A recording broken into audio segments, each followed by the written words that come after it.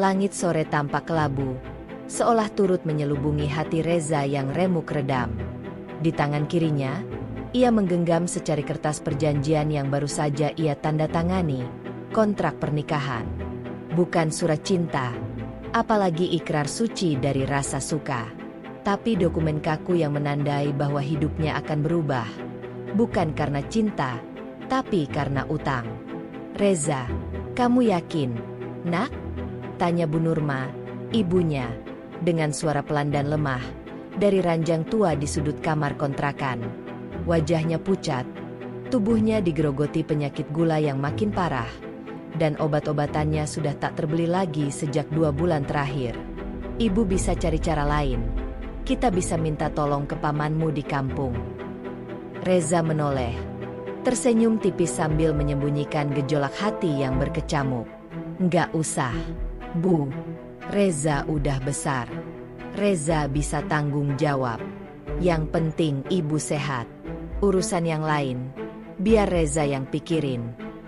Tentu saja ibunya tak tahu bahwa tanggung jawab yang dimaksud Reza adalah menikahi seorang perempuan yang tak ia kenal. Seorang wanita lumpuh yang berasal dari keluarga kaya raya bernama Aira Santosa.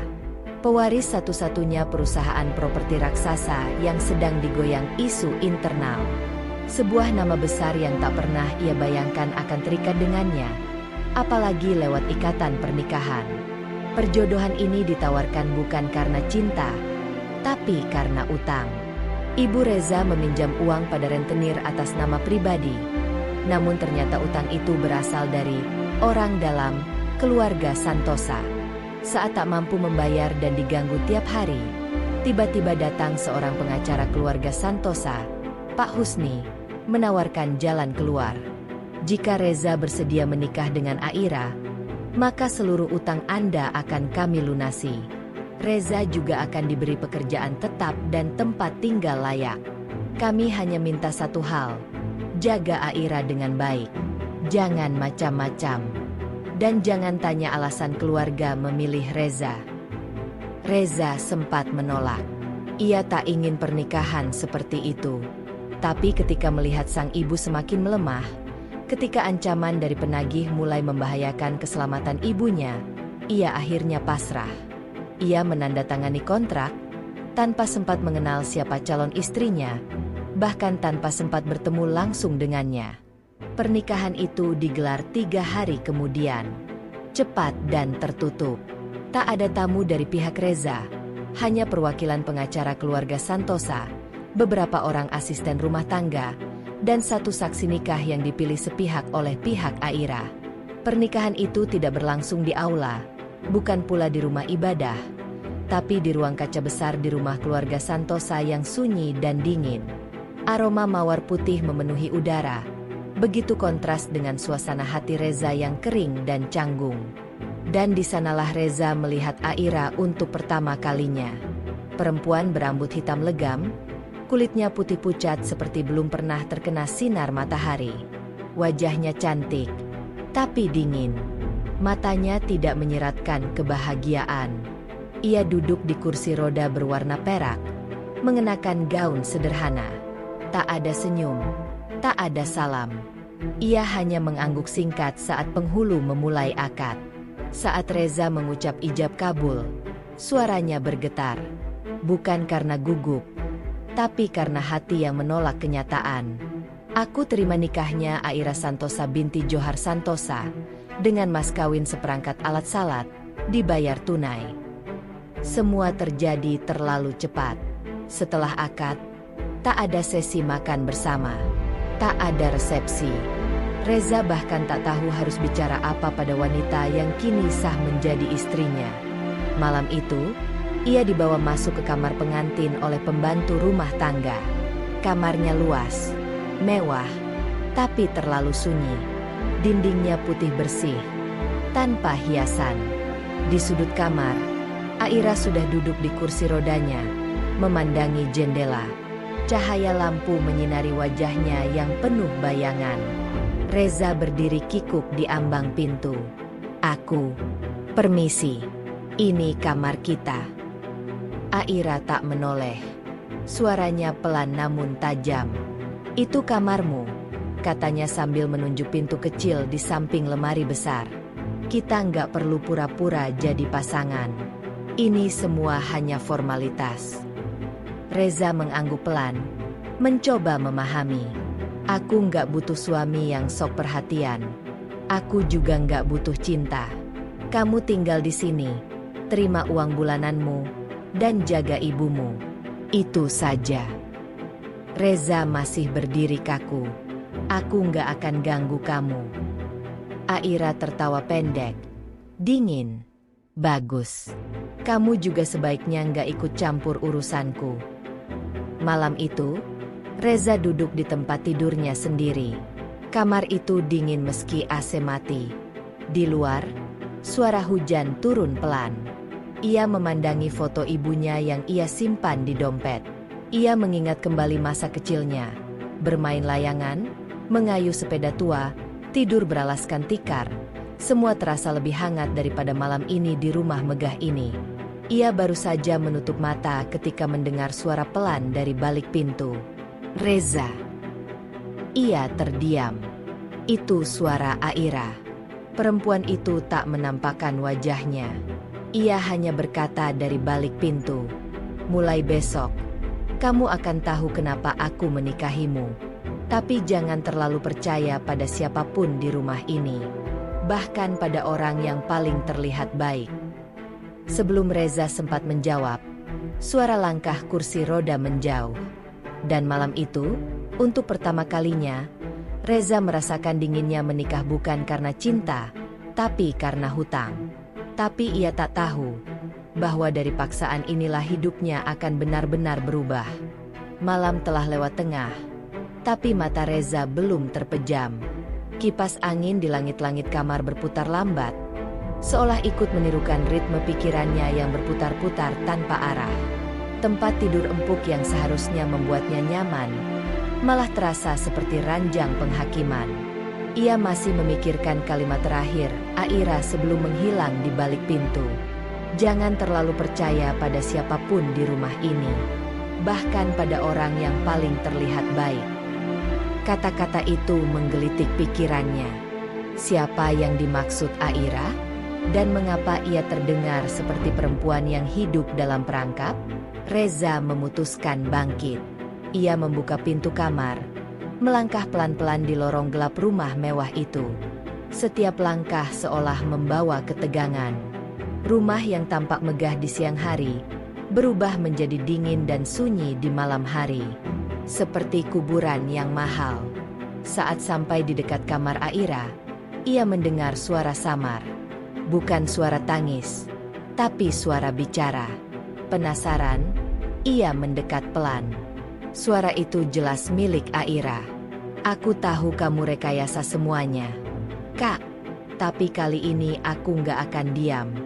Kalau kamu pikir bisa ambil semua saham itu dengan cara kotor, kamu salah." Reza tertegun. Aira sedang berbicara di telepon. Suaranya tenang, tapi ada kemarahan yang disembunyikan. Siapa yang dia maksud dengan "Kak"? Kakaknya sendiri? Saham?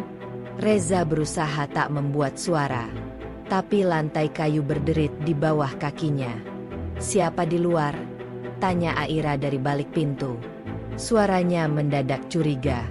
Reza spontan mundur beberapa langkah. "Aku, Reza. Maaf, aku cuma haus. Aku mau ke dapur."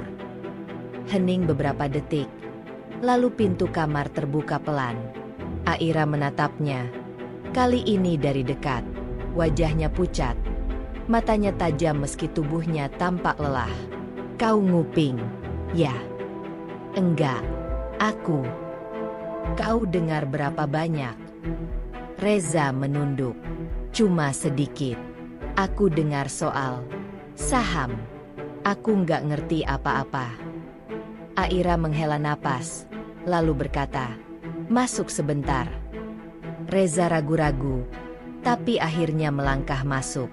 Kamar Aira jauh berbeda dari bayangannya. Tidak penuh kemewahan, justru terasa sederhana. Dinding dihiasi lukisan-lukisan kecil, foto keluarga, dan tumpukan buku di rak sebelah ranjang. Meja di samping tempat tidurnya penuh dengan catatan tulisan tangan, dokumen, dan folder berisi grafik. "Aku tahu kamu pikir aku cuma wanita lumpuh pewaris kekayaan keluarga," kata Aira tanpa basa-basi. "Tapi aku lebih dari itu, Reza. Dan kamu sudah masuk terlalu dalam sekarang." Reza hanya diam. Aira melanjutkan, "Kamu tahu kenapa aku setuju menikah denganmu?" Reza menggeleng pelan. "Karena kamu orang luar. Bukan bagian dari keluarga ini. Bukan bagian dari mereka yang ingin menjatuhkanku. Aku butuh orang yang belum tercemar permainan kotor mereka. Dan aku pikir kamu cukup jujur untuk jadi tameng." Reza mengernyit. "Tameng? Ya, kamu bukan dipilih karena kasihan, apalagi karena cinta.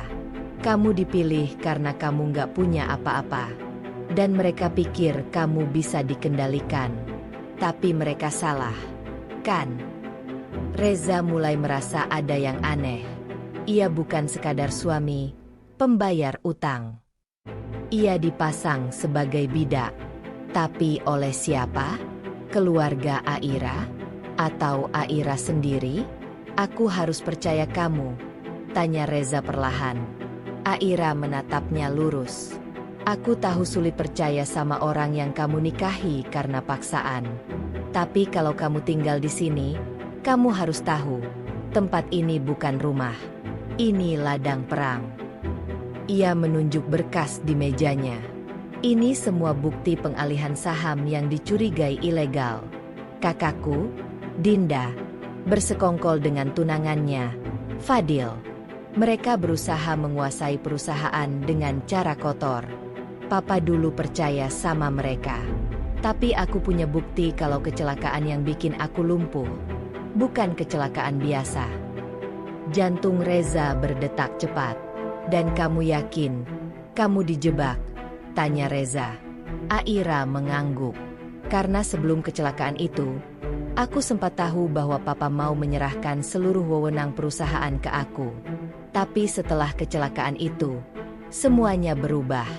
Aku dikurung, dijauhkan dari publik, dianggap tak mampu menjalankan perusahaan. Dan kini, mereka bilang aku terlalu sakit untuk membuat keputusan." Reza menelan ludah. Dunia Aira ternyata jauh lebih rumit dari yang ia duga. "Kamu bisa tinggalkan ini semua, Reza," kata Aira. "Tapi kalau kamu bertahan, kamu harus siap jadi bagian dari peperangan. Aku nggak janji kamu nggak bakal terluka. Tapi aku janji, kamu akan tahu kebenaran." Reza terdiam. Ia memandangi Aira lama. Wanita ini bukan hanya korban. Ia pejuang. Ia bukan perempuan lemah yang perlu dikasihani, tapi seseorang yang tengah bertahan di medan perang yang membunuh dari dalam rumahnya sendiri. Akhirnya, Reza menarik napas panjang. "Aku nggak janji akan jadi pahlawan. Tapi kalau kamu mau percaya, aku nggak akan lari." Mata Aira tampak berkaca-kaca. Tapi ia tidak menangis. Ia hanya mengangguk pelan, lalu mendorong kursi rodanya kembali ke meja. "Besok, aku akan tunjukkan semua. Tapi satu hal, Reza, jangan pernah bilang ke siapapun bahwa kamu tahu ini." Malam itu, Reza kembali ke kamarnya. Tapi ia tahu, tidur tidak akan datang malam ini. Bukan karena ketakutan, tapi karena sebuah kesadaran baru menyelinap ke dalam dirinya. Ia bukan hanya pria miskin yang menikah karena utang. Ia kini adalah saksi. Dan mungkin, satu-satunya orang yang bisa menyelamatkan seorang wanita yang selama ini dikurung oleh keluarganya sendiri.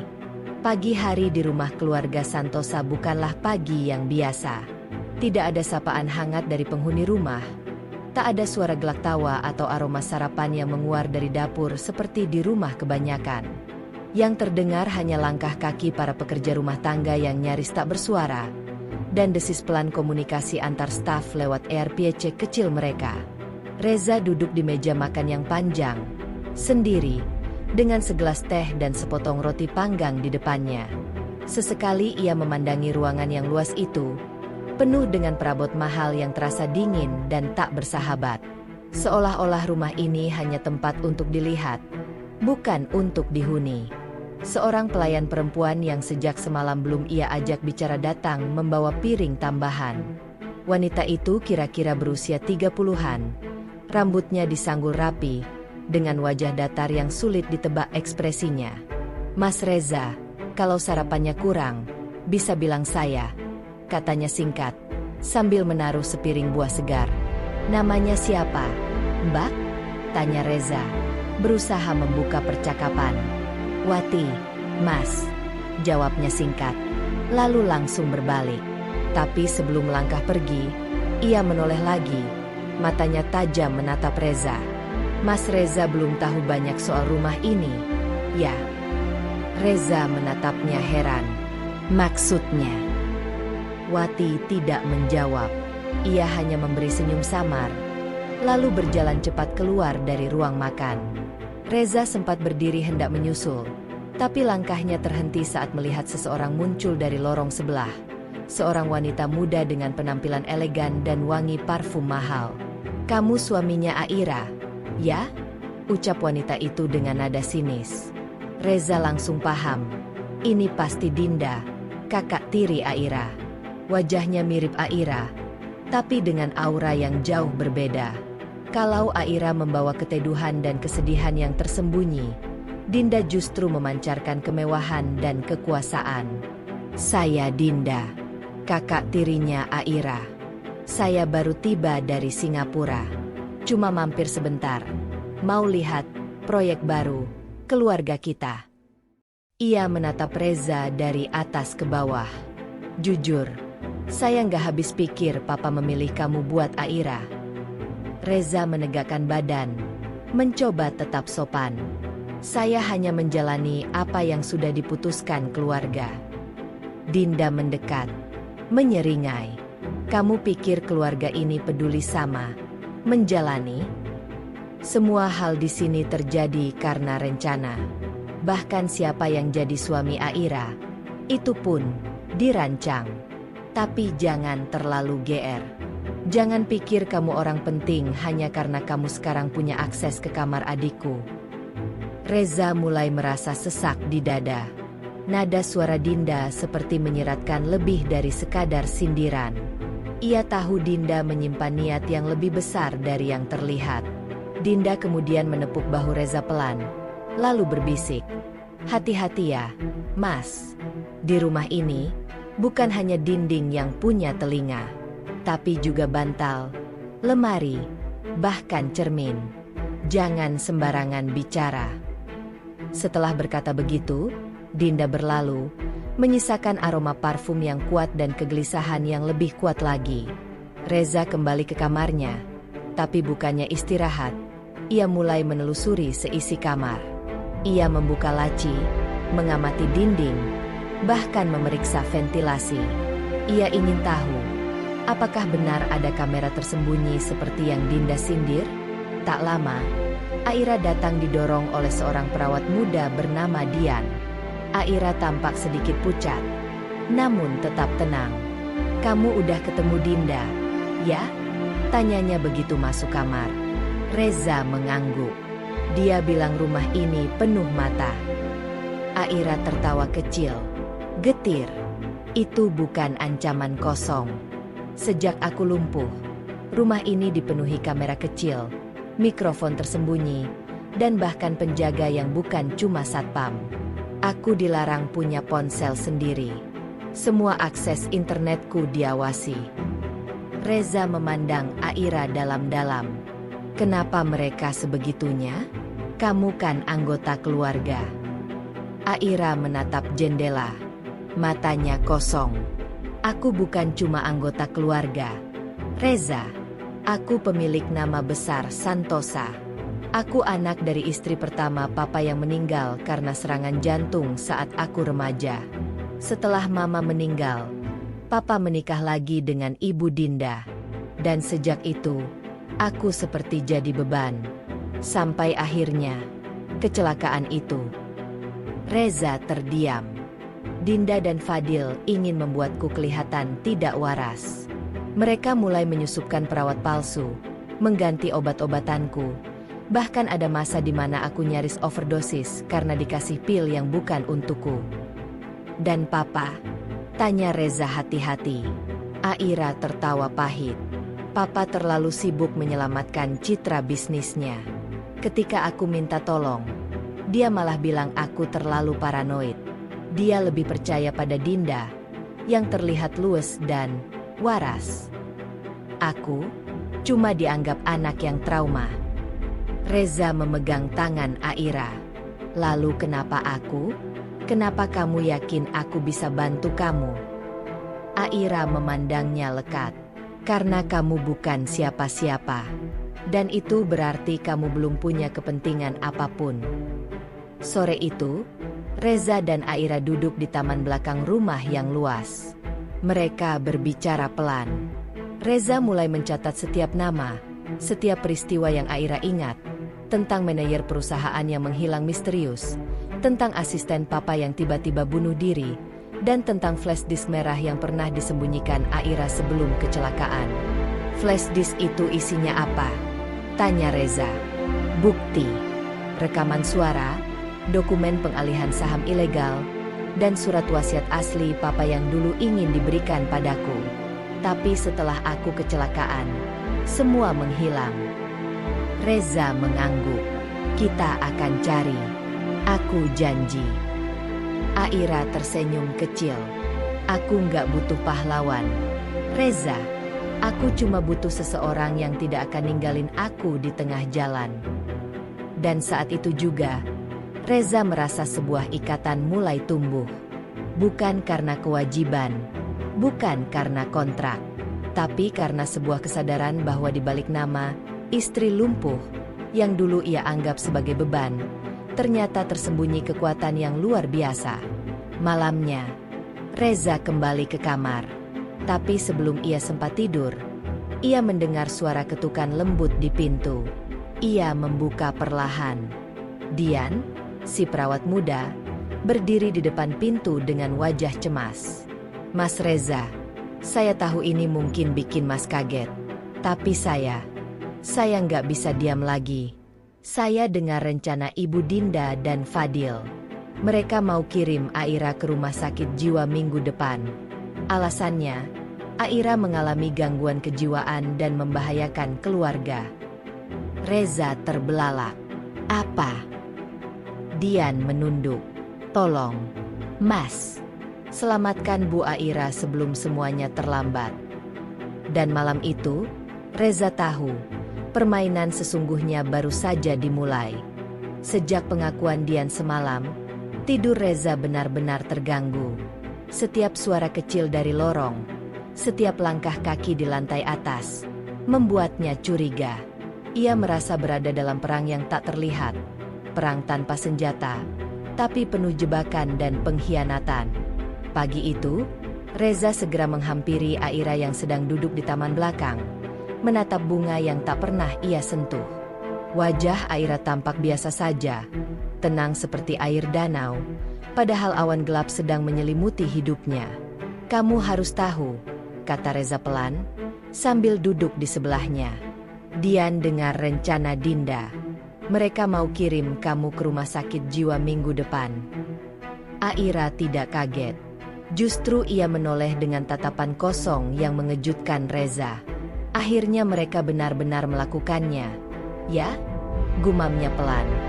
Reza menggenggam tangan Aira erat. Kita harus keluar dari sini. Atau minimal, kita lawan. Kita cari bukti. Kita seret mereka ke pengadilan. Aira menarik napas panjang. Masalahnya bukan cuma di rumah ini. Reza, Fadil punya koneksi. Mereka punya pengacara, dokter, bahkan wartawan yang siap memutar balik fakta. Kalau aku masuk rumah sakit jiwa, mereka akan kuasai seluruh saham. Setelah itu, aku cuma akan jadi nama yang dihapus dalam sejarah keluarga. Reza mengangguk perlahan. Ia tahu, ini bukan soal lari dari rumah. Ini soal menyelamatkan hidup seseorang yang sedang dibunuh pelan-pelan oleh keluarganya sendiri. Flash disk merah itu, kata Reza. Kamu yakin kamu sempat menyembunyikannya sebelum kecelakaan? Aira menatap lantai. Yakin. Aku masukkan ke dalam kotak musik warisan Mama. Kotak itu aku simpan di ruang bawah. Tapi setelah aku pulang dari rumah sakit, kotaknya sudah nggak ada. Aku tanya ke semua pembantu. Semua bilang nggak tahu. Reza langsung berdiri. Aku akan cari sekarang. Aira menahannya. Hati-hati. Reza, kalau kamu ketahuan, kamu bisa diusir. Dan kalau kamu pergi, aku sendirian. Reza mengangguk. Aku janji. Aku nggak akan ninggalin kamu. Ruang bawah rumah keluarga Santosa adalah gudang tua yang jarang dibuka. Terletak di belakang dapur. Aksesnya hanya melalui lorong kecil sempit yang sudah dipenuhi debu. Pintu kayu tua itu masih terkunci. Tapi Reza menemukan kunci cadangan tergantung di dinding dapur. Tertutup oleh apron masak. Begitu berhasil membukanya, Reza mencium bau lembab yang kuat. Ia menyalakan senter ponselnya dan perlahan turun ke ruangan penuh rak berisi barang antik, kotak tua, dan koper yang sudah berkarat. Ia mulai membuka satu persatu kotak di pojok ruangan. Waktu berjalan perlahan. Keringat menetes dari pelipisnya. Tangannya kotor. Bajunya berdebu. Tapi pikirannya tetap pada Aira. Wanita yang dulu ia anggap beban, kini ia bela habis-habisan. Setelah hampir 1 jam mencari, tangannya menyentuh sesuatu. Sebuah kotak musik kecil berwarna coklat tua, dengan ukiran bunga mawar di sisi kanan. Dek, itu persis seperti yang Aira ceritakan. Reza membukanya perlahan. Musik klasik mengalun lirih, meskipun mekanismenya sudah aus. Dan di dalamnya, terselip sebuah flash disk merah, terikat dengan pita kain biru muda. Malam harinya, Reza memperlihatkan flash disk itu pada Aira di kamar. Wajah Aira tak mampu menyembunyikan air matanya. Ia menggenggam flash disk itu seolah sedang memegang nyawa sendiri. Terima kasih, Reza, bisiknya. Tanpa banyak kata, Reza mencolokkannya ke laptop Aira. Mereka membuka file pertama. Rekaman suara. Suara Johar Santosa. Ayah Aira. Aku tahu anakku mampu. Tapi aku juga tahu, Dinda dan Fadil punya niat lain. Kalau sesuatu terjadi padaku, atau pada Aira, maka file ini harus diputar. Semua dokumen di folder ini adalah rencana alih saham yang tidak sah. Aira menutup mulutnya. Gemetar. Reza membuka dokumen-dokumen di folder lain. Ada hasil audit keuangan, surat perintah transfer saham dari Johar kepada Aira, dan satu dokumen bertanggal 3 hari sebelum kecelakaan Aira, surat perubahan hak waris. Isinya, 70% saham perusahaan dialihkan kepada Aira. Ditandatangani langsung oleh Johar. Dokumen ini adalah kunci segalanya.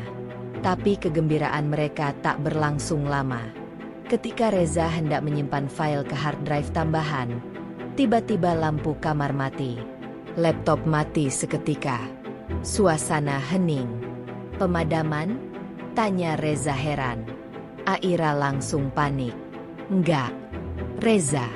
Ini bukan kebetulan. Ini ulah mereka. Reza berdiri dan membuka jendela. Dari jauh, ia melihat siluet 2 orang pria masuk lewat pagar belakang. Salah satu dari mereka membawa alat seperti tongkat listrik. Tanpa pikir panjang, Reza menarik tangan Aira dan menyuruhnya masuk ke lemari besar yang cukup untuk 1 orang. Kamu ngapain, Reza? Bisik Aira. Kita harus lindungi kamu. Aku keluar. Aku alihkan perhatian mereka. Kamu kunci dari dalam. Sebelum Aira bisa protes, Reza sudah berlari ke lorong luar. Ia bertemu dengan salah satu pria bertopeng hitam. Pria itu menyerangnya tanpa basa-basi. memukulnya dengan gagang senjata. Reza sempat mengelak dan melawan, tapi ia kalah tenaga. Ia terlempar ke lantai, bibirnya pecah, pelipisnya berdarah. "Mana flash disknya?" bentak pria itu. "Aku nggak tahu maksud kamu," jawab Reza dengan napas tersengal. Pria itu mengangkat tangannya lagi untuk memukul, tapi suara keras menghentikan gerakannya. "Berhenti, atau aku teriak sekencang-kencangnya." Dian berdiri di ujung lorong, membawa panci besar di tangannya. Tatapannya penuh tekad. Penyerang itu menggeram, lalu berlari kabur lewat jendela belakang yang terbuka. Dian segera berlari menghampiri Reza. "Kita harus bawa Aira keluar dari rumah ini. Malam ini juga." Dengan bantuan Dian dan satu sopir lama keluarga yang diam-diam setia pada Aira, mereka berhasil menyelundupkan Aira keluar melalui jalan belakang, melewati rute taman kecil yang sudah lama tak digunakan.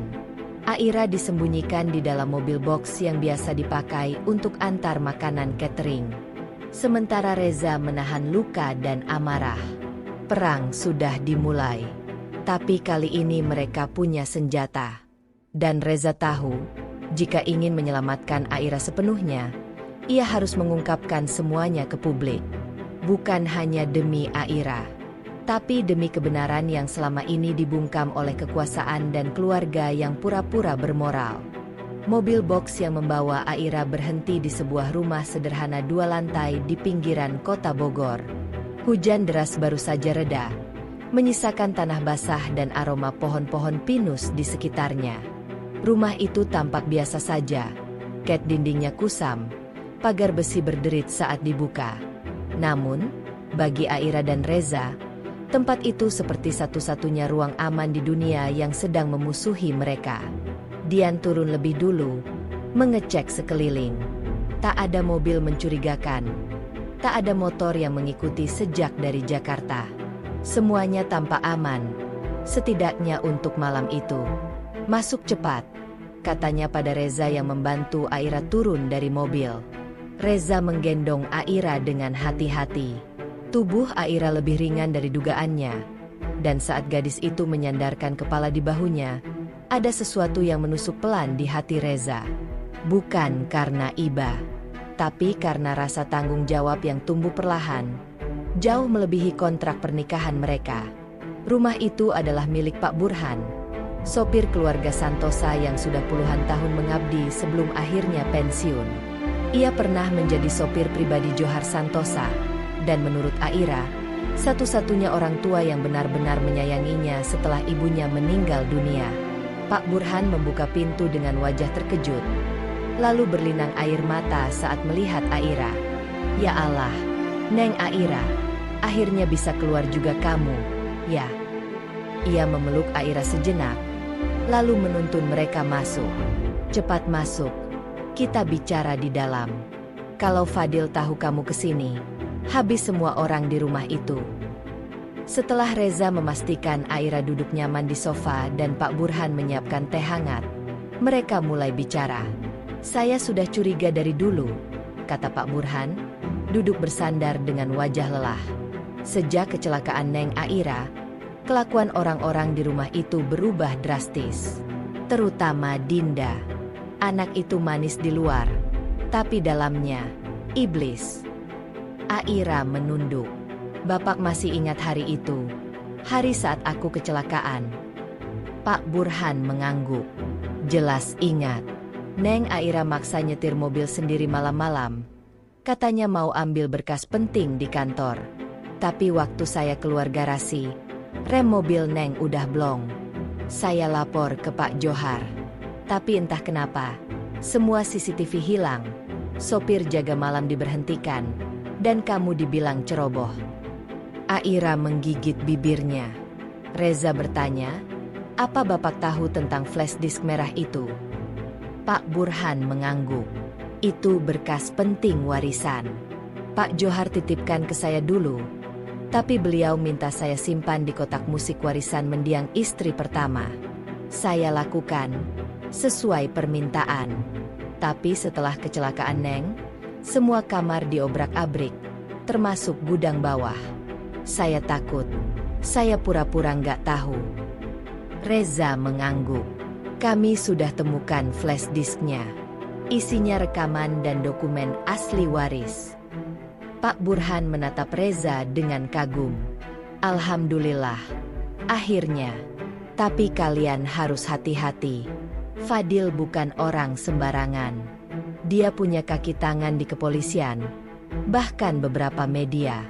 Kalau dia tahu kalian punya bukti itu, bisa-bisa kalian dianggap gila atau bikin skandal. Aira menatap Reza. Kita nggak bisa diam. Kita harus lawan. Reza menoleh ke Dian, lalu ke Pak Burhan. Saya butuh bantuannya. Pak, kita nggak bisa lawan dari luar. Kita harus tahu langkah mereka selanjutnya. Kita butuh orang dalam. Pak Burhan tersenyum lelah. Kalian mungkin nggak tahu, tapi saya masih punya satu orang kepercayaan di rumah itu. Namanya Is. Dulu pembantu pribadi Bu Mira, ibunya Aira. Sekarang kerja di dapur. Aira terbelalak. Is masih di sana. Kenapa aku nggak pernah lihat? Karena dia sengaja diasingkan ke area dapur dan kamar pembantu belakang. Dilarang bersih-bersih di lantai atas. Dinda takut dia dekat-dekat dengan kamu. Jelas Pak Burhan. Reza mendekat. Bisa nggak kita hubungi dia? Pak Burhan mengangguk. Lalu mengambil ponselnya. Nomornya masih aktif. Tapi kita harus bicara hati-hati. Jangan sebut nama Aira atau soal flash disk lewat telepon. Malam itu, sambil menunggu jawaban dari Ais, Aira dan Reza duduk di balkon lantai 2 rumah itu. Angin malam terasa dingin, tapi heningnya begitu menyembuhkan. Aku nggak tahu harus berterima kasih seperti apa ke kamu, ucap Aira pelan. Reza menggeleng. Jangan berterima kasih. Aku yang harus minta maaf karena dulu sempat meremehkan kamu. Aira tersenyum kecil. Kamu kira aku beban? Ya. Reza menunduk. Awalnya iya. Tapi sekarang aku sadar. Kamu lebih kuat dari orang-orang yang berdiri di atas 2 kaki. Aira tertawa kecil. Untuk pertama kalinya sejak mereka menikah, ia tertawa karena bahagia. Bukan karena sinis atau menertawakan nasib sendiri. Aku belum cerita, kan? Kata Aira. Waktu kecil, aku pengen jadi jurnalis. Aku suka banget nulis. Tapi setelah mama meninggal dan papa sibuk ngurus perusahaan, aku mulai kehilangan arah. Dan saat aku mulai punya suara, mereka semua tutup telinga. Mereka cuma lihat aku sebagai pewaris, bukan sebagai manusia. Reza memandangnya lama. Kalau semua ini selesai, kamu masih mau kejar impian itu? Aira mengangguk pelan. Iya, tapi sekarang aku punya impian baru. Apa? Bikin orang kayak kamu percaya kalau perempuan lumpuh bukan berarti perempuan lemah. Reza menunduk, menyembunyikan senyum yang mulai terbentuk. Tapi sebelum ia sempat membalas, ponsel Pak Burhan berdering keras dari lantai bawah. Reza, Aira, cepat turun, teriak Pak Burhan dari ruang tamu. Reza segera membantu Aira turun. Begitu sampai, mereka melihat wajah Pak Burhan serius. Ais balas pesan saya, katanya, besok pagi jam 9, Fadil dan Dinda akan mengadakan konferensi pers. Mereka akan umumkan bahwa Aira secara medis dinyatakan mengalami gangguan jiwa dan tidak mampu menjalankan perusahaan. Aira langsung pucat. Kalau pengumuman itu tayang di berita nasional, semua saham atas nama kamu bisa dibekukan, tambah Pak Burhan.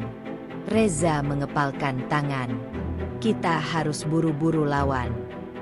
Masalahnya, ujar Dian pelan, kita nggak bisa cuma pakai bukti digital. Kita butuh orang yang bersedia bersaksi. Kita butuh pengacara. Pak Burhan menatap Reza. Saya kenal seseorang. Dulu ia pernah bantu kasus sengketa waris yang hampir serupa. Tapi dia orang yang sangat idealis. Kalau kalian mau minta bantuannya, kalian harus siap buka semuanya. Termasuk pernikahan ini yang awalnya bukan karena cinta. Reza dan Aira saling berpandangan.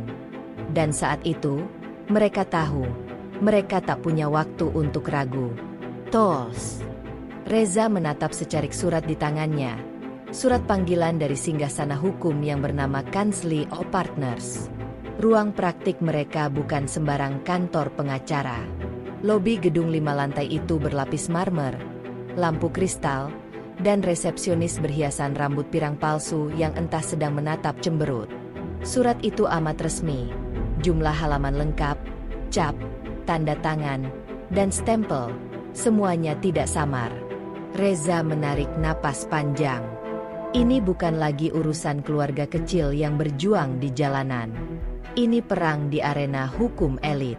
Di dalam surat itu tertulis poin pokok. Mohon bantu sebagai saksi dan pemohon perlindungan hukum atas dugaan penyalahgunaan hak waris, percobaan penghalangan usaha, Aira, dan percobaan pengalihan aset secara ilegal oleh Dinda Fadil. Reza mencatat banyak hal di pikirannya. Ia bukan lulusan hukum, bukan publik figur, hanya pria sederhana yang nekat masuk dunia yang jauh di luar kemampuannya. Tapi ia juga tahu, ini saatnya bertarung. Minggu penuh perjuangan. Senja itu, Reza dan Aira duduk di ruang tamu Pak Burhan. Dian ikut, menyiapkan kopi dan kue klepon sebagai penyemangat. Suasana canggung dan tegang. Mereka datang bukan untuk santai, tapi untuk berbicara tentang masa depan. Ada satu pengacara yang idealis, ujar Pak Burhan sambil menyeruput kopi. Namanya Sarah Kartika. Ia sudah lama membela perempuan korban kekerasan dari keluarga berpengaruh. Dulu ia pernah berhasil memenangkan gugatan serupa, meski kliennya terlihat tidak punya modal apa-apa. Aira menatap tajam. Apakah beliau akan bantu kita? Reza menegakkan badan. Kita harus coba.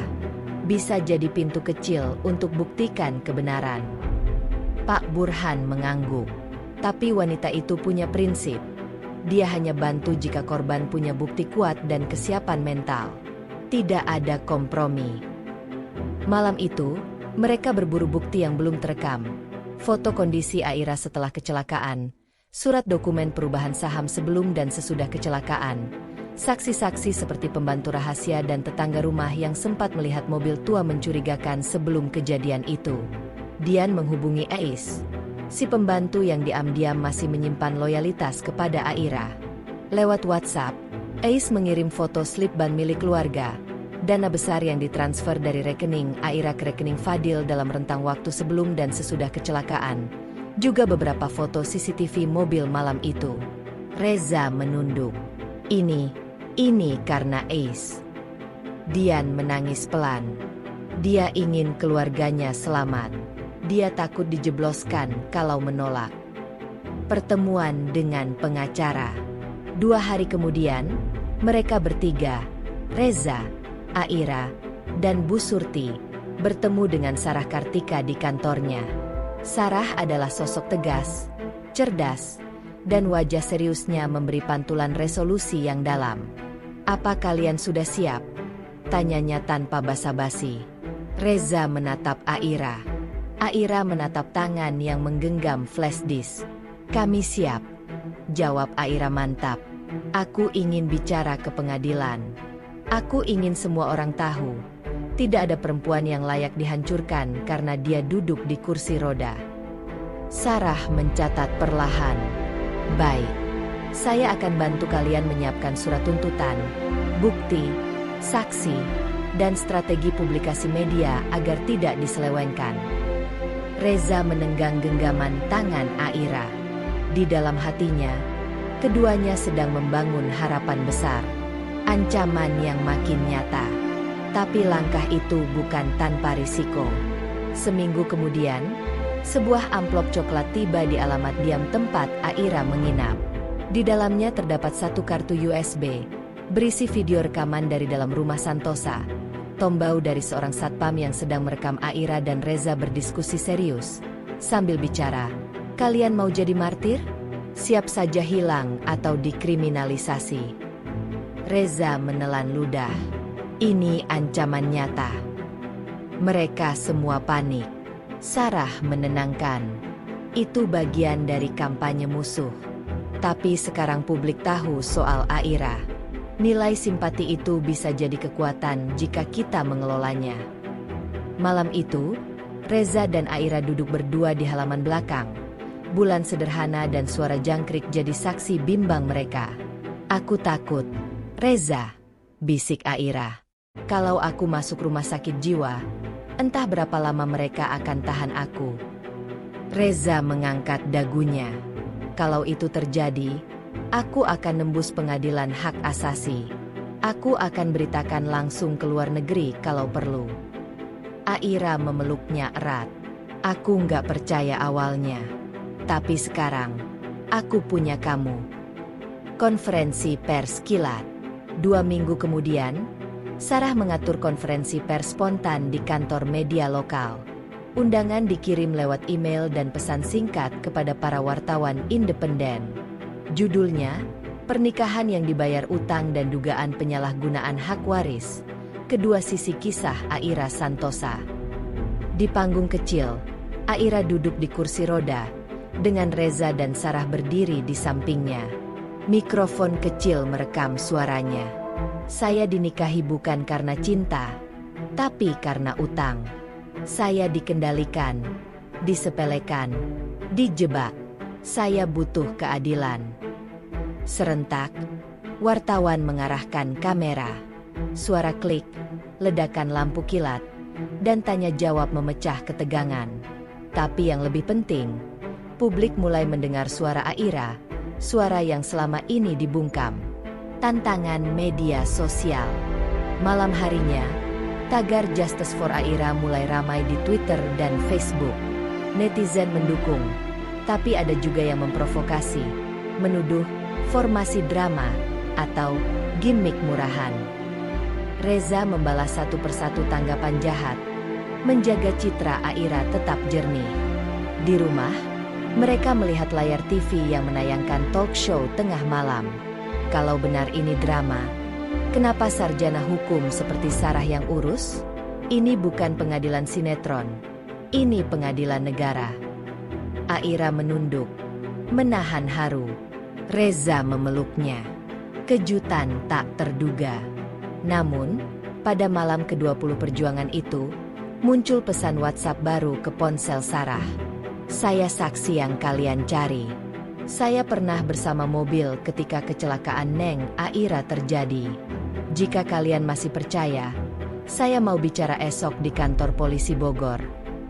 Semua tercengang. Bukti mata saksi langsung ini bisa jadi takdir, tapi juga bahaya. Aira menarik napas panjang. "Reza, ini saatnya kita tancap gas." Reza mengangguk. Jalan menuju babak baru. Hari itu menutup tahap yang menegangkan dan membuka babak baru yang lebih intens. Mereka siap bertarung habis-habisan. Tapi kini bukan hanya masalah hukum, melainkan pertaruhan nama baik, masa depan, dan kehidupan Aira. Dalam dunia yang penuh kekuasaan dan uang, di mana perempuan lumpuh bisa dianggap tak berguna, Aira dan Reza memilih berdiri tegak, bukan demi harta, tapi demi hak dan harga diri. Dan suara kecil yang diangkat itu kini mulai bergema, bukan hanya di pinggir kota Bogor, tetapi juga di telinga mereka yang terkepung kekuasaan. Reza menatap secarik surat di tangannya, surat panggilan dari singgasana hukum yang bernama Counsel of Partners. Ruang praktik mereka bukan sembarang kantor pengacara.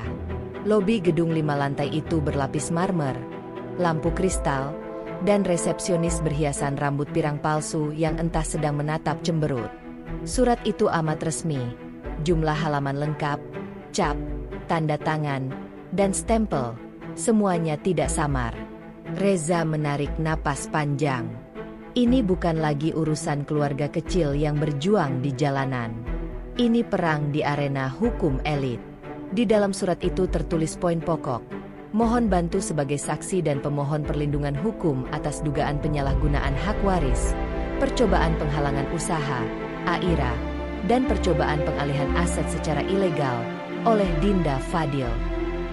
Reza mencatat banyak hal di pikirannya. Ia bukan lulusan hukum, bukan publik figur, hanya pria sederhana yang nekat masuk dunia yang jauh di luar kemampuannya. Tapi ia juga tahu, ini saatnya bertarung. Minggu penuh perjuangan. Senja itu, Reza dan Aira duduk di ruang tamu Pak Burhan.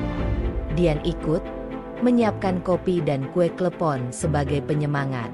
Suasana canggung dan tegang.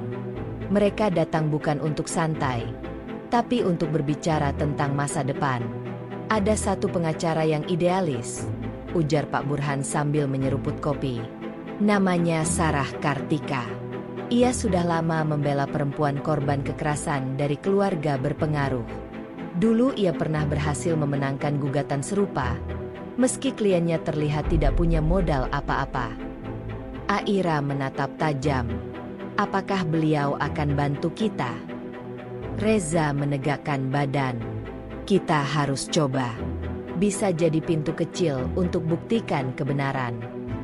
Pak Burhan mengangguk. Tapi wanita itu punya prinsip. Dia hanya bantu jika korban punya bukti kuat dan kesiapan mental. Tidak ada kompromi. Malam itu, mereka berburu bukti yang belum terekam. Foto kondisi Aira setelah kecelakaan, surat dokumen perubahan saham sebelum dan sesudah kecelakaan, saksi-saksi seperti pembantu rahasia dan tetangga rumah yang sempat melihat mobil tua mencurigakan sebelum kejadian itu. Dian menghubungi Ais, si pembantu yang diam-diam masih menyimpan loyalitas kepada Aira. Lewat WhatsApp, Ais mengirim foto slip ban milik keluarga, dana besar yang ditransfer dari rekening Aira ke rekening Fadil dalam rentang waktu sebelum dan sesudah kecelakaan, juga beberapa foto CCTV mobil malam itu. Reza menunduk. Ini karena Ais. Dian menangis pelan. Dia ingin keluarganya selamat. Dia takut dijebloskan kalau menolak. Pertemuan dengan pengacara. 2 hari kemudian, mereka bertiga, Reza, Aira, dan Bu Surti, bertemu dengan Sarah Kartika di kantornya. Sarah adalah sosok tegas, cerdas, dan wajah seriusnya memberi pantulan resolusi yang dalam. Apa kalian sudah siap? Tanyanya tanpa basa-basi. Reza menatap Aira. Aira menatap tangan yang menggenggam flash disk. Kami siap, jawab Aira mantap. Aku ingin bicara ke pengadilan. Aku ingin semua orang tahu, tidak ada perempuan yang layak dihancurkan karena dia duduk di kursi roda. Sarah mencatat perlahan. Baik, saya akan bantu kalian menyiapkan surat tuntutan, bukti, saksi, dan strategi publikasi media agar tidak diselewengkan. Reza menenggang genggaman tangan Aira. Di dalam hatinya, keduanya sedang membangun harapan besar. Ancaman yang makin nyata. Tapi langkah itu bukan tanpa risiko. Seminggu kemudian, sebuah amplop coklat tiba di alamat diam tempat Aira menginap. Di dalamnya terdapat satu kartu USB, berisi video rekaman dari dalam rumah Santosa. Tombau dari seorang satpam yang sedang merekam Aira dan Reza berdiskusi serius. Sambil bicara, kalian mau jadi martir? Siap saja hilang atau dikriminalisasi. Reza menelan ludah. Ini ancaman nyata. Mereka semua panik. Sarah menenangkan. Itu bagian dari kampanye musuh. Tapi sekarang publik tahu soal Aira. Nilai simpati itu bisa jadi kekuatan jika kita mengelolanya. Malam itu, Reza dan Aira duduk berdua di halaman belakang. Bulan sederhana dan suara jangkrik jadi saksi bimbang mereka. Aku takut, Reza, bisik Aira. Kalau aku masuk rumah sakit jiwa, entah berapa lama mereka akan tahan aku. Reza mengangkat dagunya. Kalau itu terjadi, aku akan nembus pengadilan hak asasi. Aku akan beritakan langsung ke luar negeri kalau perlu. Aira memeluknya erat. Aku nggak percaya awalnya. Tapi sekarang, aku punya kamu. Konferensi pers kilat. 2 minggu kemudian, Sarah mengatur konferensi pers spontan di kantor media lokal. Undangan dikirim lewat email dan pesan singkat kepada para wartawan independen. Judulnya, Pernikahan yang Dibayar Utang dan Dugaan Penyalahgunaan Hak Waris. Kedua sisi kisah Aira Santosa. Di panggung kecil, Aira duduk di kursi roda, dengan Reza dan Sarah berdiri di sampingnya. Mikrofon kecil merekam suaranya. Saya dinikahi bukan karena cinta, tapi karena utang. Saya dikendalikan, disepelekan, dijebak. Saya butuh keadilan. Serentak, wartawan mengarahkan kamera. Suara klik, ledakan lampu kilat, dan tanya jawab memecah ketegangan. Tapi yang lebih penting, publik mulai mendengar suara Aira, suara yang selama ini dibungkam. Tantangan media sosial. Malam harinya, tagar Justice for Aira mulai ramai di Twitter dan Facebook. Netizen mendukung, tapi ada juga yang memprovokasi, menuduh formasi drama atau gimmick murahan. Reza membalas satu persatu tanggapan jahat, menjaga citra Aira tetap jernih. Di rumah, mereka melihat layar TV yang menayangkan talk show tengah malam. Kalau benar ini drama, kenapa sarjana hukum seperti Sarah yang urus? Ini bukan pengadilan sinetron, ini pengadilan negara. Aira menunduk, menahan haru. Reza memeluknya. Kejutan tak terduga. Namun, pada malam ke-20 perjuangan itu, muncul pesan WhatsApp baru ke ponsel Sarah. Saya saksi yang kalian cari. Saya pernah bersama mobil ketika kecelakaan Neng Aira terjadi. Jika kalian masih percaya, saya mau bicara esok di kantor polisi Bogor. Semua tercengang. Bukti mata saksi langsung ini bisa jadi takdir, tapi juga bahaya. Aira menarik napas panjang. Reza, ini saatnya kita tancap gas. Reza mengangguk. Jalan menuju babak baru. Hari itu menutup tahap yang menegangkan dan membuka babak baru yang lebih intens. Mereka siap bertarung habis-habisan. Tapi kini bukan hanya masalah hukum, melainkan pertaruhan nama baik, masa depan, dan kehidupan Aira. Dalam dunia yang penuh kekuasaan dan uang, di mana perempuan lumpuh bisa dianggap tak berguna, Aira dan Reza memilih berdiri tegak, bukan demi harta, tapi demi hak dan harga diri. Dan suara kecil yang diangkat itu kini mulai bergema, bukan hanya di pinggir kota Bogor, tetapi juga di telinga mereka yang terkepung kekuasaan. Hari itu Reza bangun lebih awal dari biasanya. Di luar, hujan tipis menyelimuti kaca jendela rumah persembunyian mereka. Aira masih terlelap di atas kursi roda yang disandarkan ke arah jendela, dengan selimut menutupi tubuhnya. Ada ketenangan di wajah perempuan itu yang akhir-akhir ini jarang terlihat. Namun ketenangan itu tak berlangsung lama. Reza turun ke dapur untuk membuat teh. Tapi baru saja air mendidih, suara notifikasi ponsel menggema keras. Puluhan pesan masuk. Grup keluarga, rekan kerja lama, bahkan nomor-nomor asing yang tak dikenalnya. Dengan dahi mengernyit, Reza membuka salah satu pesan dari temannya semasa SMA. Bro, ini beneran lo? Gila, trending se-Indonesia. Reza cepat-cepat membuka media sosial. Dan di sana, tepat di depan matanya, terpampang video berdurasi 3 menit yang telah ditonton lebih dari 2 juta kali. Judulnya besar-besar. Suami palsuku, pengakuan Reza, pria yang dinikahi Aira demi uang.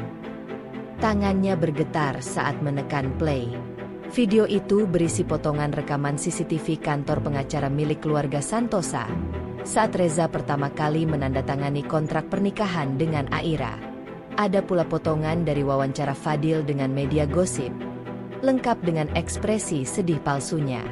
Saya sedih, sangat sedih, karena adik saya, Aira, ditipu. Reza hanya menikahinya demi uang. Dia pura-pura baik, pura-pura mencintai, tapi semua itu sandiwara. Potongan terakhir adalah dokumen perjanjian awal, persyaratan pernikahan, nominal pelunasan utang Bu Nurma, dan tunjangan bulanan untuk Reza selama 5 tahun. Tak butuh waktu lama. Komentar publik pun meledak. Dasar cowok mata duitan. Pantes aja nikah sama cewek lumpuh. Rupanya demi duit. Cewek sekuat Aira malah dibodohi cowok kelas receh gitu. Reza terduduk. Napasnya berat. Di balik semua perjuangan dan keberanian mereka, sekarang justru dirinya yang menjadi sasaran. Langkah kaki terdengar dari arah tangga. Aira. Ia memandang Reza sekilas, lalu menatap ponsel suaminya yang terbuka di atas meja.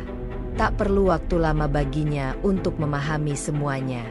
Ia membuka media sosial di ponselnya sendiri dan mendapati video yang sama, komentar yang sama.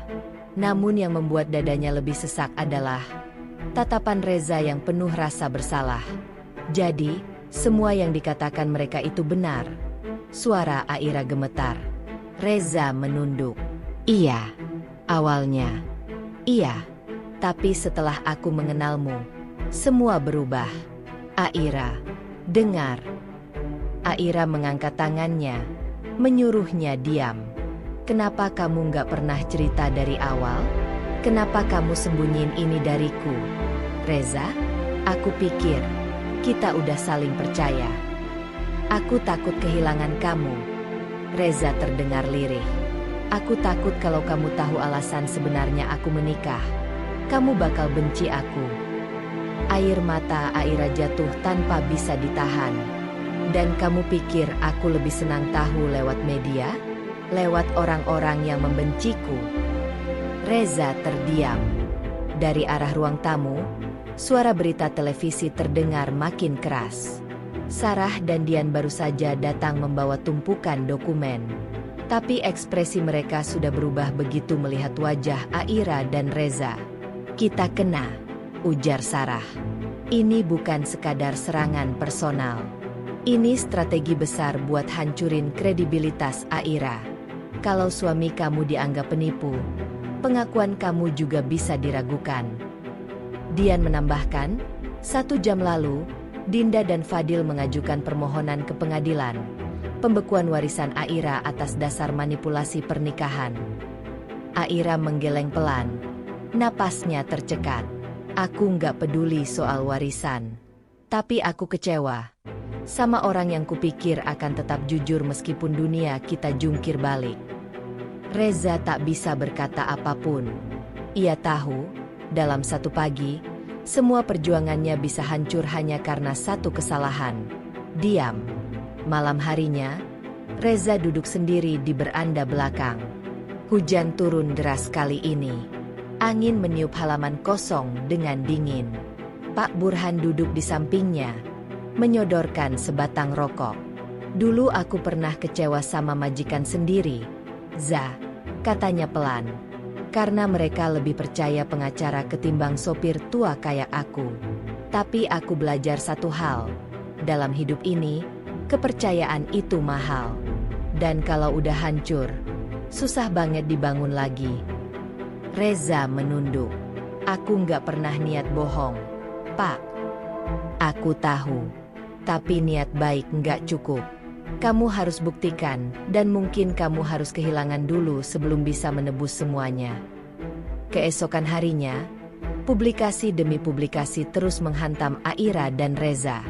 Foto Reza saat masih jadi kuli bangunan, saat mengantar ibunya ke rumah sakit, bahkan foto ibunya saat digiring keluar rumah kontrakan oleh penagih utang, semua viral dan dipakai sebagai bahan lelucon. Tapi dari semua itu, satu postingan menyita perhatian Aira. Seorang netizen membagikan potongan rekaman saat Reza menggendong Aira dari mobil di tengah hujan, lalu membawanya masuk ke rumah sembunyi. Wajah Reza basah kuyup, tapi tetap melindungi tubuh Aira dengan jaket lusuhnya. Captionnya, mungkin dia salah di awal, tapi siapa tahu perasaan bisa tumbuh setelah luka saling disembuhkan. Aira terdiam lama menatap unggahan itu. Ia sadar, di tengah kekacauan, masih ada orang yang bisa melihat sisi baik dari Reza. Ia sendiri, jika mau jujur, Masih merasakan detak hangat setiap kali Reza menyentuh tangannya atau menatap matanya saat bicara dengan serius. Sarah masuk ke kamar Aira dengan wajah waspada. Kamu harus ambil keputusan, Air. Kita bisa teruskan kasus ini tanpa Reza. Tapi artinya kamu harus buka semua. Dan kemungkinan besar media akan gali terus masa lalunya. Aira menatap Sarah. Dan kalau aku tetap bawa Reza, artinya kamu akan dianggap lemah, terlalu memaafkan. Tapi kamu tetap bisa punya kendali. Setidaknya, kamu menunjukkan bahwa kamu memilih dengan hati, bukan tekanan.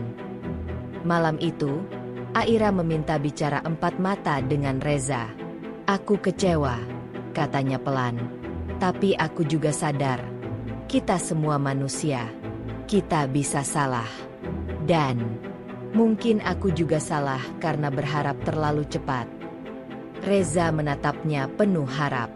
Aku nggak bisa janji akan langsung percaya kamu lagi, lanjut Aira. Tapi kalau kamu siap memperjuangkan ini dari nol, bukan karena kontrak, bukan karena uang, tapi karena kamu benar-benar memilih aku, maka aku akan berdiri di sisimu. Reza menatap Aira. Matanya berkaca-kaca. Mulai detik ini, katanya lirih, aku bukan lagi pria yang menikah demi utang. Aku adalah pria yang memilihmu, bahkan kalau dunia bilang aku gila. Aira mengangguk pelan.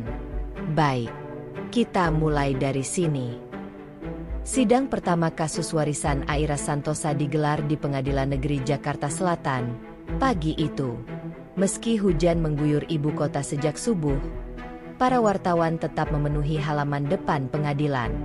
Mikrofon, kamera, bahkan drone berterbangan untuk menangkap momen dari segala sudut. Media menggambarkan ini sebagai perang warisan paling mengejutkan tahun ini. Reza berdiri di samping Aira yang duduk di kursi roda, mengenakan setelan biru tua sederhana. Wajahnya tenang tapi matanya tajam. Di belakang mereka, Sarah sebagai pengacara utama dan Rama yang bertugas mendampingi dokumentasi hukum, sibuk memastikan semua berkas tertata. Fadil dan Dinda belum datang, tanya Reza pelan. Sarah melirik jam tangannya. Mereka pasti datang tepat waktu. Mereka senang membuat drama masuk terakhir dan jadi pusat perhatian. Benar saja. Pukul 9 tepat, sebuah mobil sedan mewah berwarna hitam menggelinding masuk ke halaman. Dari dalamnya, Fadil keluar dengan setelan jas abu-abu dan kacamata hitam. Dinda menyusul, mengenakan blazer putih gading dengan ekspresi penuh percaya diri. Di belakang mereka, muncul pengacara senior yang cukup dikenal publik, Didit Rahman, mantan jaksa yang kini membela keluarga Santosa. Mereka tidak menatap Aira. Bahkan sekilas pun tidak. Ruang sidang mulai dipenuhi orang.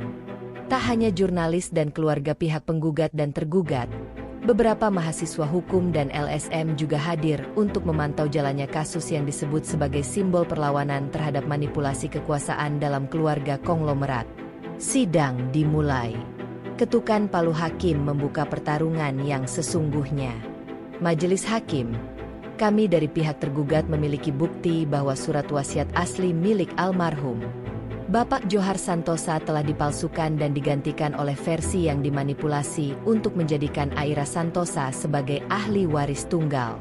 Kami juga akan membuktikan bahwa Aira telah mengalami gangguan mental yang membuatnya tidak layak menerima tanggung jawab perusahaan, ujar Didit Rahman dengan suara lantang. Reza merasakan tangan Aira mencengkeram ujung bajunya. Ia menoleh dan mengangguk pelan, seolah berkata, "Tenang, kita hadapi ini sama-sama." Kini giliran Sarah berdiri.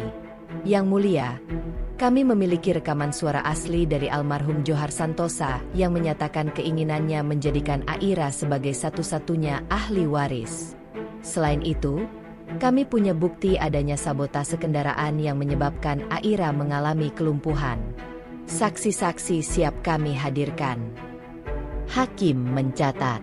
Sidang dilanjutkan dengan pemutaran rekaman suara Johar, disusul dengan kesaksian dari Banyu, Supir yang akhirnya berani membuka fakta kecelakaan. Publik menahan napas. Di luar, tayangan sidang ini disiarkan live streaming oleh media independen.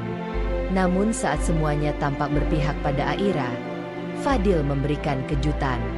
Yang Mulia, kami memohon untuk memasukkan satu saksi tambahan.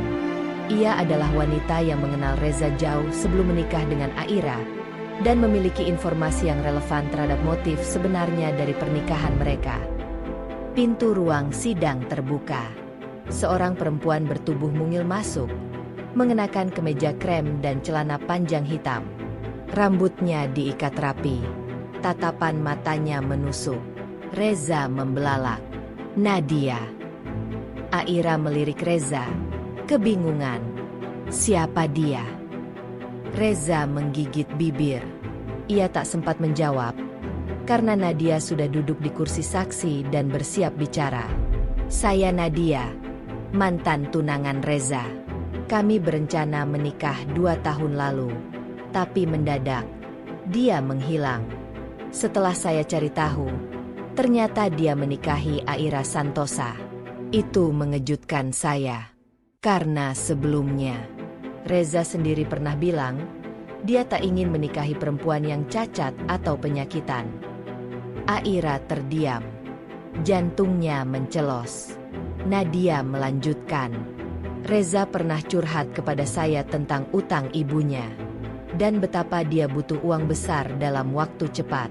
Itu sebelum dia mendadak menghilang dari hidup saya. Reza berdiri. Yang Mulia, saya mohon izin menjelaskan. Hakim mengangkat tangan. Terdakwa tenang. Anda akan diberi waktu bicara nanti. Aira memalingkan wajah. Wajahnya datar, tapi jelas luka dalam hatinya belum sempat sembuh sepenuhnya dari babak sebelumnya. Dan kini ditampar lagi dengan masa lalu Reza yang tak pernah ia tahu. Sidang diskors sementara. Di luar ruang sidang, Aira duduk sendiri. Reza menyusul, tapi Aira belum mau menatapnya.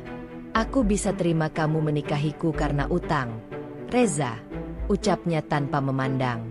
Tapi aku nggak tahu kalau kamu juga menyimpan luka yang kamu sembunyikan. Aku nggak pernah bohong tentang perasaanku padamu sekarang, Air. Tapi kamu bohong dengan diam. Reza terduduk. Nadia dan aku memang pernah tunangan. Tapi dia bukan bagian hidupku sekarang. Saat itu aku bingung.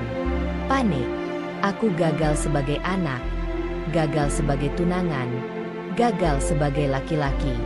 Aku kabur. Dan kamu datang bukan sebagai pelarian, tapi sebagai penyelamat. Aira menoleh. Matanya tajam. Kalau begitu, buktikan. Buktikan di ruang sidang, bukan hanya dengan kata-kata. Di sesi lanjutan, Reza diizinkan bersaksi. Dengan suara tenang tapi mantap, ia berdiri dan menatap langsung ke arah Fadil dan Dinda. Saya, Reza Maulana, memang menikahi Aira karena tekanan ekonomi. Saya tidak menyangkalnya. Tapi apa yang saya pelajari selama pernikahan ini jauh lebih besar daripada sekadar uang. Ia menghadap ke arah hakim. Saya melihat dengan mata kepala sendiri bagaimana keluarga Santosa, yang seharusnya menjadi pelindung, malah menjadi penghancur mental Aira. Saya tahu, karena saya pernah menjadi laki-laki pengecut yang hanya berpikir tentang diri sendiri. Tapi sekarang, saya berdiri di sini bukan sebagai suami karena kontrak. Saya berdiri di sini sebagai suami karena pilihan. Ruangan hening. Sarah mengajukan bukti tambahan. Hasil laporan medis baru Aira yang menyatakan bahwa Aira sepenuhnya sadar, sehat mental, dan memiliki hak legal atas keputusan bisnis maupun pribadi. Hakim menutup sidang hari itu dengan pengumuman bahwa keputusan akan dibacakan 2 minggu lagi. Di luar gedung, Reza duduk di teras pengadilan. Aira berjalan pelan dengan kursi rodanya, lalu berhenti di hadapan Reza. Aku percaya kamu, Reza. Tapi mulai sekarang, kamu nggak boleh lindungi aku dengan diam. Kalau kita mau bangun rumah dari puing-puing, Semua harus transparan. Reza mengangguk. Ia tak bilang apapun, hanya meraih tangan Aira. Dan untuk pertama kalinya, Aira tidak menarik tangannya pergi. 2 minggu setelah sidang terakhir, Jakarta terasa lebih panas dari biasanya. Gedung Pengadilan Negeri Jakarta Selatan kembali dipenuhi kerumunan. Wartawan berkumpul, suara kamera DSLR tak berhenti menjepret, dan berbagai portal berita berlomba-lomba menulis headline paling sensasional. Hari penentuan, warisan Santosa dan cinta yang tertikam luka. Di sebuah sudut ruang tunggu pengadilan, Aira mengenakan kemeja putih polos dan rok panjang navy. Tak ada riasan mencolok, hanya sedikit bedak dan lip balm yang membuat wajahnya tampak segar meski jelas ada kantung mata yang tak bisa disembunyikan. Reza berdiri tak jauh darinya, menatap keluar jendela. Hatinya gelisah, bukan karena takut kalah, tapi takut kehilangan kepercayaan yang baru saja ia mulai bangun kembali dari Aira. Sarah dan Rama, kedua pengacara yang selama ini mendampingi mereka, duduk bersebelahan sambil memeriksa ulang dokumen. "Kamu siap?" tanya Sarah pelan. Aira menarik napas panjang. "Siap untuk apapun." Pintu ruang sidang terbuka. Petugas memanggil nama mereka. Detik itu, jantung Aira berdetak lebih cepat, tapi ia mengangguk tegas. Reza mendorong kursi rodanya pelan. Mata mereka saling bertemu sejenak. Tak ada kata-kata, tapi ada keyakinan. Ini bukan lagi tentang warisan, tapi tentang keadilan. Hakim ketua duduk dengan ekspresi netral, diapit 2 hakim anggota. Di hadapan mereka, berkas setebal ensiklopedia menumpuk. Sidang lanjutan perkara pembatalan hak waris Johar Santosa kami buka kembali. Hari ini akan dibacakan putusan. Semua hadirin menahan napas. Setelah menimbang seluruh bukti, mendengar keterangan saksi, serta mempertimbangkan faktor hukum dan moral, maka pengadilan memutuskan. Suara detik jam di dinding mendadak terdengar lebih nyaring dari biasanya. Bahwa surat wasiat milik almarhum Johar Santosa adalah sah dan tidak ditemukan bukti pemalsuan secara hukum. Reza menggenggam tangan Aira yang terkulai di pangkuannya. Napas perempuan itu tertahan. Bahwa tuduhan terhadap Aira Santosa mengenai ketidakmampuan mental tidak memiliki dasar medis yang kuat. Dan bahwa pernikahan antara Reza Maulana dan Aira Santosa, meskipun bermula dari alasan ekonomi, tidak terbukti dilakukan dengan niat penipuan atau paksaan terhadap pihak Aira. Fadil dan Dinda mulai gelisah. Dinda memalingkan wajah, sementara Fadil mencengkeram lengan kursinya kuat-kuat. Dengan demikian, pengadilan menyatakan bahwa seluruh harta waris sesuai wasiat tetap menjadi milik sah Aira Santosa. Suara palu diketuk. Sidang ditutup. Ruang sidang hening selama beberapa detik. Lalu suara tepuk tangan lirih mulai terdengar. Tak dari keluarga atau kerabat, tapi dari para pengamat hukum yang menghargai keberanian Aira. Sarah menunduk lega. Rama menepuk pundak Reza. "Kamu bukan cuma menang, Za. Kamu menebus semuanya." Reza menatap Aira. Perempuan itu meneteskan air mata, tapi bukan karena sedih. Ia tersenyum kecil, lalu berkata pelan, "Kita belum selesai, tapi setidaknya kita sudah bangkit." Dinda dan Fadil keluar dari ruang sidang dengan wajah muram. Wartawan mengerubungi mereka, tapi tak satu pun pertanyaan dijawab. Tak ada pernyataan resmi, tak ada klarifikasi. Keduanya langsung masuk ke mobil hitam yang menunggu, dan sejak hari itu, menghilang dari publik. Namun sebuah kabar sempat beredar seminggu kemudian. Fadil terlibat kasus korupsi dalam proyek pemerintah daerah tempat ia menjadi investor, dan Dinda menjual sahamnya secara diam-diam ke pihak asing. Keluarga Santosa, yang dulu megah, kini perlahan retak dari dalam. Sementara itu, Aira memutuskan mengunjungi makam ayahnya. Reza menemaninya. "Pak, aku berhasil," ucap Aira di depan batu nisan yang bersih dan dikelilingi bunga melati segar. Tapi semua ini bukan karena aku kuat, tapi karena aku dipaksa bertahan. Karena Reza, karena orang-orang yang gak menyerah sama aku. Reza duduk di sampingnya. Pak, kalau bisa dengar, saya ingin minta maaf. Karena dulu saya melihat putri Bapak hanya sebagai jalan keluar dari utang. Tapi sekarang, saya bahkan siap hidup tanpa uang. Asalkan Aira tetap jadi bagian hidup saya. Aira menoleh, sedikit terkejut. Kenapa kamu bilang begitu? Reza menatapnya dalam. Karena setelah semua ini selesai, aku ingin mulai dari nol. Bukan sebagai suami kontrak, tapi sebagai laki-laki biasa yang ingin jatuh cinta secara jujur.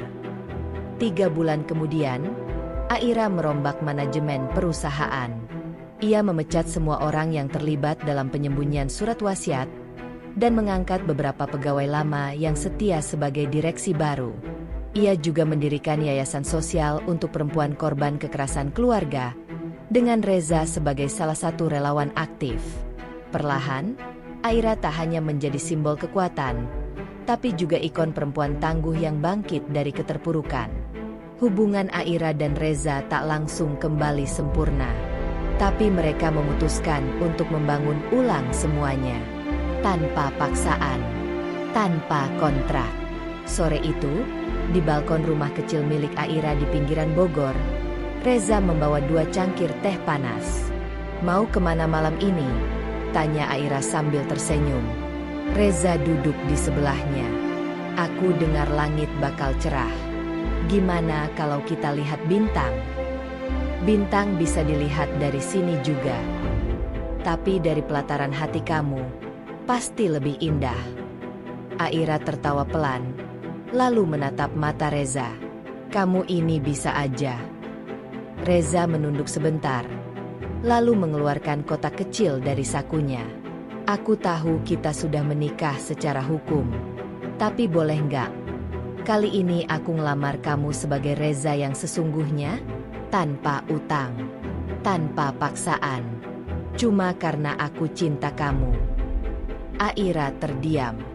Air matanya menetes, bukan karena sedih, tapi karena ia tahu perjalanannya tak sia-sia.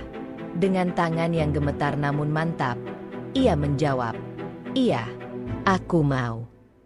Dan di bawah langit yang mulai berwarna jingga keemasan, cinta yang pernah dibeli dengan utang, kini ditebus dengan kejujuran dan keberanian.